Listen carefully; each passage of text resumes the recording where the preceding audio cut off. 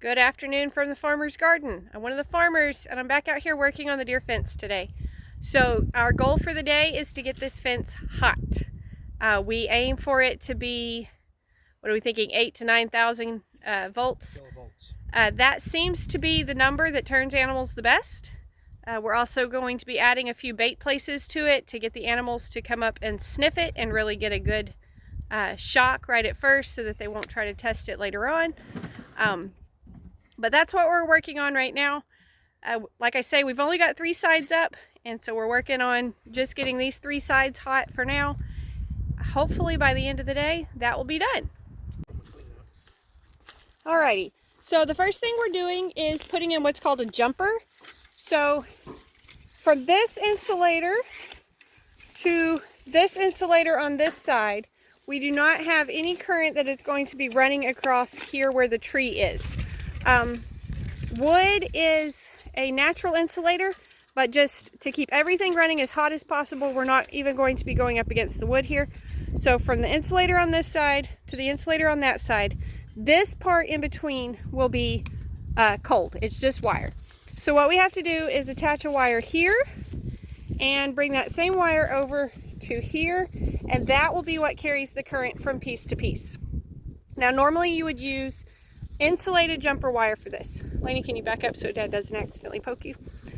Normally you would use insulated jumper wire for this, but in our case, we're just going to go ahead and use this. The fence is hot anyway. We're already not going to be touching it, so there's really not a huge difference between using insulated and using this as far as safety. So we're just cutting the pieces off and then we'll twist those into place. Okay, so what we're doing is we're starting on the hot side of that insulator and wrapping it on. The wrap is going to end up being just like what we've used on all of our others, where it's just twisted around. So that brings the current from there, stretch it past the tree, and then connect. Shadows are in the way today. Connect on this side past the insulator, and that lets us get the current over to this side. That way our charger will go basically in the center of the fence and charge the whole thing all at once just by running through these. So that's what we're doing. We've got 7 strands, so every corner we got to put up 7 of these. All right, this is our gate situation. Again, this was not one that we originally planned to be a gate, but it comes down here to 2 separate trails. And so rather than having to come all the way around to get to these, we just decided to go ahead last minute and make this into a gate. All right, so what we have to do here is put in what we're calling gap gates, which is just, we're going to be using the other kind of electric line, the poly tape, and we put that onto the handles. So the tape is tied here, and then you have a hook on the other end, and you can hook between this post and that post, and that lets you keep your current going between there, but also allows you a place that you can open it. All right, in order to put this gate in, we have to add insulators that just come out from the post, and so that's what we're doing now. They just have to come out 5 to 6 inches. We wrap them on, same as all the others, and then they just dead end, and in a minute that's where we'll attach the rest of the gate. Okay, I'm going to see if I can show you my knot tying skills here. You got to be a Boy Scout to build electric fence. So this is the end that will work as the hinges essentially for our fence, our gate. So you pull it in there, and then you're going to take this end. Nope, see, I told you, you got to be a Boy Scout to do this. You got to know all your knot tying skills. And of course with the camera going, I'm going to get it wrong. All right, so we have a loop here. We could pull this later to undo it. And pull that nice and tight on this end. And then we go down to this end and we'll put in the handle.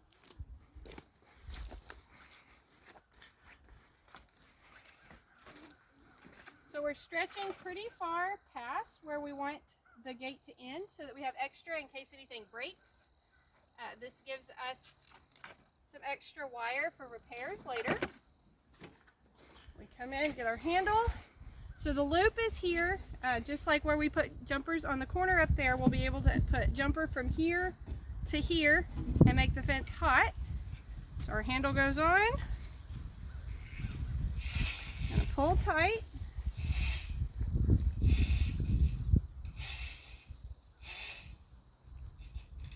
Okay, I'm gonna pull it until the spring begins to stretch, and that way that spring can help me with my knot. So again, ooh, see, I got all that extra in my way now. We're gonna go through with a loop, and that pulls tight. Then I like to pull this end through that loop. That just kind of keeps that secure, and then we can half hitch it as we go down. So on one side, we put this over and bring it back up between. Go down further, over, bring it back between. Tied my finger in it. You can just do that 3 or 4 times through. You can put them closer or further apart, it doesn't really matter. And then when you get to this end, the loop goes around both sides and then pushes back between. I know that's really tricky to see. We'll try to get that a few times and see if we can show you. But that puts up the gate. We'll have 7 of these. I have been shocked by fences more often trying to open them than just walking into them, because what we'll end up doing is basically you'll have to open all 7 of them to come through. So it's not necessarily an ideal situation. There would be definitely easier ways to do it, but this will work great for what we're using this for. And it's temporary, but it'll work great for us. Okie doke, there's the finished gate. Like I say, it's 7 lines that you have to open, so it gets to be kind of a lot. And then what we'll do is those same jumpers like we were putting on the corner post. So the jumper will come from this side of the insulator where it's hot over to here past the insulator and tie onto the tape here. On this end of the gate, we obviously don't want to tie to the handle because then we can't open it. So the jumper will go from this loop past the post and over to this side of the insulator so that the current can keep going down the fence that way. I feel like I can't do a video series on building electric fences without giving a shout out to Joel Kirby. Kirby was one of our bosses when Brandon and I worked together at the Research Center in Overton, and he is a stickler for a nice fence, and he taught us the skills that we have to build this one. I feel like he probably would have ridden us pretty hard for the way we've done some of this, but he is the one that taught us the skills. So shout out to Joel Kirby for his education on the job training, because we are definitely putting that to use out here. Okie doke, that's where we're going to stop for today. We have all the jumpers in on all the corners, but it's about 5 o'clock and it's time to go get some dinner. So we're going to stop there, and we'll come back out probably tomorrow and actually get the solar charger hooked up and do all of those next steps. But that gets us a good stopping spot for now, and we'll be ready for the charger tomorrow. They will be. All right, we are back out here to finish up getting this part of the fence turned on. This really won't take very long. We just ran out of hours yesterday. It won't actually take very long. What we need to do is set a T-post to put our charger on, get this charger set up and hooked up, and then we are also going to add a couple of baits to the fence, and that will encourage animals to check out the fence, to come up and try to sniff it, and that way they will get shocked immediately and go ahead and learn that the fence is not safe. That sounds a little bit cruel, but it's a temporary pain for them, and then they know to leave it alone. Okay, so our charger is facing almost directly due south. That lets it get the most amount of sun. This one is a solar charger.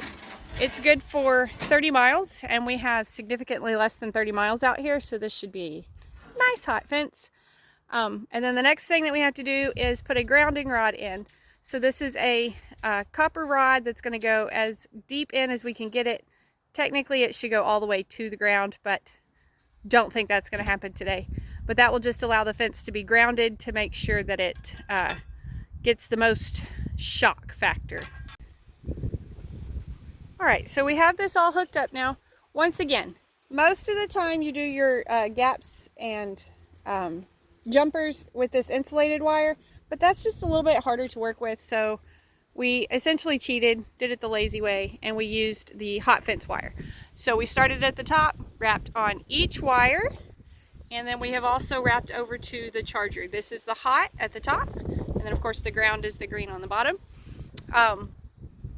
So it is currently running around 6,000 volts, which is not as hot as we would like it to be, but it is plenty warm enough to give a critter it would give an animal a good shock. It would make them think twice about whatever they're doing. So we're just going through testing it in a few places, making sure we don't have any problems where it's not heating anywhere, and then we will bait it as well. Okay, this is what we're doing for our bait stations. Now the baits are completely optional. You do not have to bait your fence. We were advised by somebody who has used electric fence to keep deer out of his garden to do the baits every once in a while, just to kind of remind the deer that, hey, this fence is here and it is hot. You don't want to test it. So this is not something that you have to do. This is just something that we are going to do this time, and we probably won't do it very often. We just want to make sure that they know it's here and it will get them. All right, so I'm just pulling off like 4 to 6 inches of foil, and then I'm folding it in half a couple of times until I have a rectangle, just a small rectangle. And then we are wrapping them on the fence and smearing them with, in our case, sun butter, because we don't have any peanut butter in the house. So this is what they look like once they're on, and I probably need to go back and add a little more butter to this one. But it just needs to be something that smells strongly, that will get the animal's attention and get them to come up and sniff. Obviously the fence is off right now. If the fence was on when an animal came up, sniffed at this, tried to lick at it, they would get shocked. So we've got it turned off while we do this part. But that's what we're doing right now, is just going through periodically, some of them closer together, some of them further apart, and at various levels on the fence to try to catch different animals' attention with these little baits. That about wraps it up for what we need to do today. This side right here is still open, so it goes this way, just short ways up a drive, and then across that way. But as you can see, the neighbor's house and horses are all right there, so we don't get many deer coming in from that direction. So that side of the fence is going to be it's coming soon in the next couple of weeks, but we needed to get this part hot because potatoes are already up right there, and it's time to start working this ground right here. Hopefully between rain showers this week we can get some things planted in this area. It's a little bit cool today. It's supposed to be cool again tomorrow. Today's Saturday, tomorrow's Sunday. I think maybe part of Monday's supposed to be cool, and then it will start warming back up. And after that, we have some more cole crops that need to go in the ground. So broccoli, cauliflower, cabbage, that sort of thing. Those are going out, and they do like cooler weather. They don't like it to be hot, but we are going to let them get past this little freeze. And the deer love those. It was either deer or pigs. Honestly, we're not sure. Pigs usually make a bigger mess, but deer normally don't stomp the way they did last year. So maybe it was both working together. I'm not sure. Either way, they completely took out all of our cole crops last year. So fence is hot just in time to get those planted this week. So we've got just a couple more of these little baits to put on, and then test the fence one more time, and we'll call it good. Okay, we're going to do one final test and then call it good. If you are going to be using electric fence, I highly recommend you get one of these testers. They can be a little bit pricey, but they are completely worth it to know what your fence is doing. For example, this is running about 6,000 volts, which is perfect, but we can also see that for whatever reason, we have a drop right here. We have not located that drop yet. We'll work on that another day. But you can see the little arrow that pops up tells you where your drop is. We've also tested, and our bait stations are also carrying good current, so they'll get a good shock if anything tries to lick that or sniff that. So there you have it. That is how we have put up our deer fence. Like I say, there's still a little bit more to do, and we're not going to give it too much time before we start working on that. We don't want to fence any deer in, but we do definitely want to make sure that they are all fenced out. So we'll start working on that hopefully in the next probably 2 weeks. I would think we'll be getting that done, depending on what the weather does. But this gets us a really good start. We're excited for this. I hope y'all enjoyed your visit to the farm. I hope you learned a little bit about how we build our electric fence. Y'all be sure to tell your friends about us and come back when you can stay longer.